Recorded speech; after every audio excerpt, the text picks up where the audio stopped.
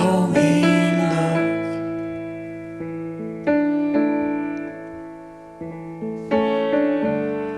Show me the path to the crown up above. Show me faith. Show me faith.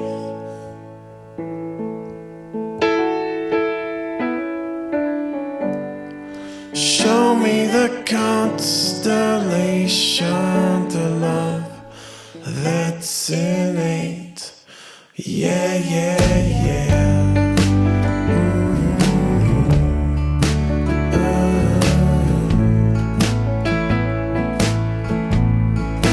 Yeah, yeah, yeah.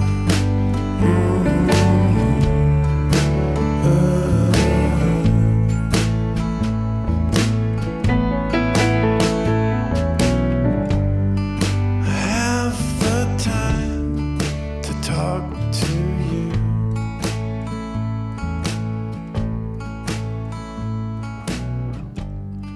Have the patience to follow.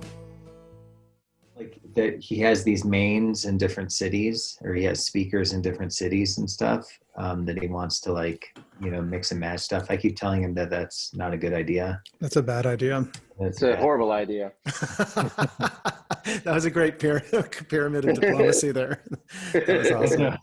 Big picture, the Blind Cafe does gigs at home in Boulder, Right. and it does gigs nationally, in some cases internationally. So I think the goal here is to set up a compact, high-end sound reinforcement system for Ross to use both at home and at large. Yeah,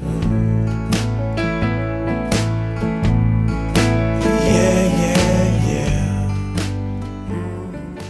With costs not being necessarily a acute issue currently, we know it will be, but to get something based on what he has right now, which is a small band and like with 5-piece or whatever you guys are, 4-piece, what kind of sound system can we organize around Rosh and the Blind Cafe Orchestra that would work here and abroad? Right. Rosh going out of pocket for this. He doesn't have a huge budget. You know, he's thinking off the top of his head, like 5-10 grand. There were two questions I had to help better understand.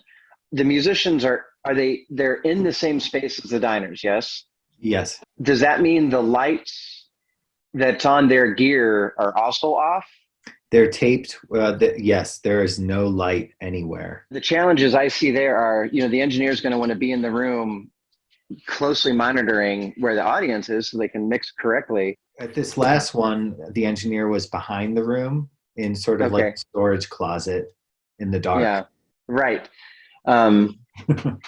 Yeah, and it, you know, that'll be the fun stories for this sort of thing. If I hold this up, can you guys see this? I tried to make like a real makeshift plot for Rosh. Yeah, So that's it. Dan, that's pretty accurate, wouldn't you say? For most, and sometimes it could just be Rosh and his guitar. I almost want to think of this as like just setting it up for what does Rosh actually need to be successful at the lowest possible cost? His sound reinforcement setup is a hot mess. For me, it's embarrassing. The way I Yes. see it is actually pretty simple. 2 mains, Yep. 5 headphone mixers, 5 Yep. headphones, Yep. and all the cords to run all that. A board, probably he only needs 12 channels. I mean, I guess that would be digital nowadays, you know? yeah, and that's the thing, and that's going to be your biggest bottleneck. Is do you want the headphone mixes to all be one mix where they all control? If you want 5 separate mixes in total, like if that's what he needs in his biggest iteration, are you envisioning individual channels per headphone spot, or just an overall mix where they get overall volume control? Every station would have full control over their mix.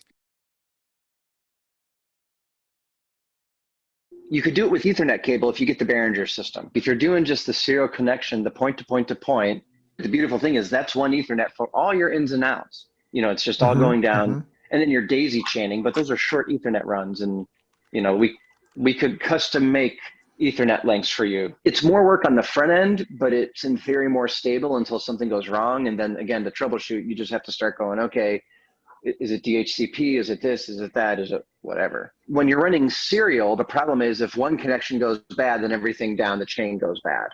The cleanest cable path will be running over audio over IP, over digital. Piece of trivia, you can actually run analog sound over twisted pair Ethernet a third of a mile without any signal loss. Ethernet cable, if you get good durable stuff that like for production, you're going to be fine. Because they have Neutrik connectors that have Ethernet built into them. That's what the Behringers are expecting. But that takes care of all your ins and outs over one Ethernet. And reliability is super high.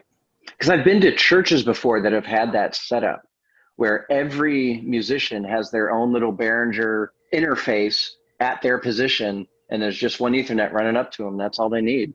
Okay, so you were mentioning the Behringer X32. And then that is fully scalable audio over IP, the whole thing. What's the cost on that? It's somewhere between $1,500 and $2,000. What ends up being more cost prohibitive, and this is what we have to research, is the cost of those Little headphone mixers.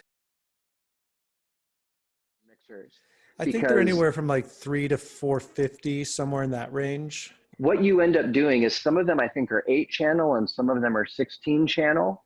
Maybe you just start with just getting Rosh, the personal mixer, and everybody else can just That's a great idea. Communicate with the monitor engineer. And then over time, like you build it into your budget. You have like a 3-phase purchase plan where phase 1 is getting Rosh the control he needs to make his life and the engineer's life and your lives easier. And then phase 2 being however many quarters out you want to decide as a goal with a stretch goal. You said it, now we're going to buy 2 more personal mixers. And then, a year and a half from now, we're going to have everybody on personal mixers. Again, so from the board, and I mentioned the X32, but there's like the X32 rack, the X32 producer. The thing you will have to decide is what architecture you want to stay in. Because like if you have an upgrade path, and let's say you buy Behringer now, but eventually you want to get nicer stuff, so you want to go to Midas, you're going to want to research to see if those play well together. Right. I mean, I'm looking at the Behringer PowerPlay P16. It works like a monitor speaker. So can you guys see my screen? Oh yeah, that's totally it. Yep. Okay. That's it. Right. And that price has gone way down. If we're talking 4 to 5 players, let's say 5 max. So 300 times 5, 1,500. 1,500, that's nothing. No, it's not in the X32.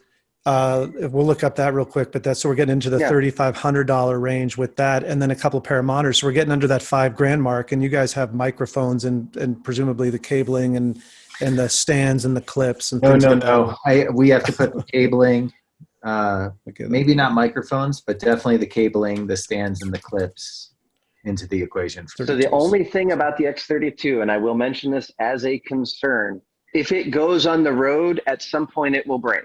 Because they're so cheap, bands will buy 2 of them for their monitor mixer. So that way when one goes down, they just bring the other one out and send the other one back, and they just kind of constantly leapfrog them. The Midas, the M32, because again, Behringer bought Midas years ago and blah, blah, blah. Okay. The M32 is definitely far more tour worthy, but it's also like double the price. And then what we'd have to do is see if the power plays also work with the M32 stuff. And like if you had an M32, you wouldn't have to upgrade for a long. Like I still like using the M32 on the gigs we do. So there's the M32. I don't think Rosh can do digital. He's going to have to. Then he's got better be prepared to shell out $15,000. One of the big issues with Rosh is breaking gear. Yeah.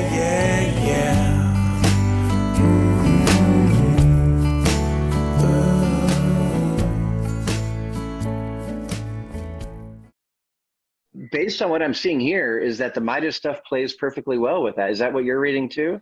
An integrated alternate output for connecting to Behringer. And this is on the Midas DL16, right? Correct. The M32 is it's one of the most friendly consoles on the market. All the bands I know, this is what they travel with. So you've got 16 in and 8 out on that board. You do not need a digital snake. Now you'd still have to get the inputs to this board, but the beautiful thing about Ethernet is that if you plug in a Wi-Fi router to this, then anywhere you are in the building, you have access to it. Are digital snakes different than regular snakes?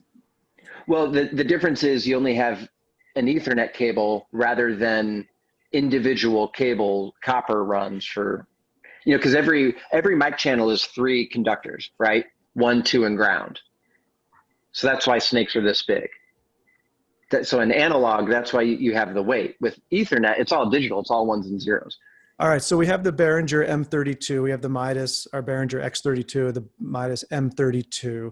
How much more expensive is the Midas? So 1900 versus 2700. And we're talking about 30% more for this. So that's not a huge cost for like a huge add-on for what you're getting. And a huge improvement in sound, a massive improvement in sound. I don't think Rosh will ever be able to use it. I bet I could get Rosh feeling comfortable with it. Not saying, you probably have to show him again and again and again, but I could get him to be not afraid of it. And it's such a friendly board. Like really, it's not hard to wrap your head around. He's got no other solution here for what you're trying to put together with multiple personal mixers and having something that's compact and deep, digitally deep. This is it. Yeah. Well, and the thing is, you can multi-track record off of this thing directly into your laptop. You could record every show. It's got great sounding effects in it. Like